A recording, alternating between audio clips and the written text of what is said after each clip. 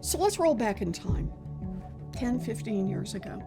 It was a world where big credit card companies sold free credit cards to everybody, right? It was only somewhere back on page 31 in tiny little fine print that you found out the true cost of the credit card, the real risks associated with this credit card.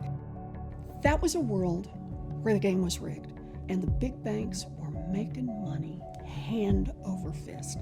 And they'd done it on credit cards, they'd done it on mortgages, they'd done it on payday loans, they'd done it pretty much throughout the economy. With Dodd-Frank, we began to unrig the game.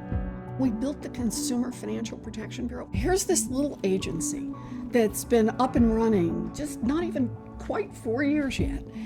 And it has already forced the biggest financial institutions in this country to return more than $10 billion to people they cheated.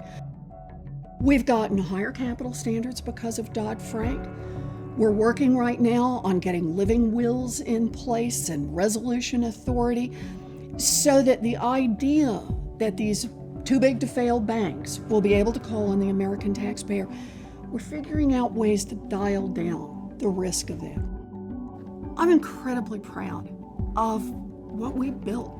We built Dodd-Frank with the biggest, most powerful institutions fighting us every inch of the way. It was the most amazing David versus Goliath story. You know, they spent more than $1 million a day fighting against financial reform and particularly fighting against that little consumer agency. But we fought back. You know, this is when Americans for Financial Reform was built. Came together, brought groups together from all around this country, and we just didn't have much in the way of resources, but boy, we all got in there, we fought, and we proved David can beat Goliath. That's the meaning of Dodd-Frank. Let's be clear, when the banks sat back the day after Dodd-Frank was passed, they didn't say, well, it's over, okay, now this thing's gonna go into effect and really change our business model. In fact, what I heard they said was, it's just halftime. Now the real battle begins. And the banks have been out there fighting.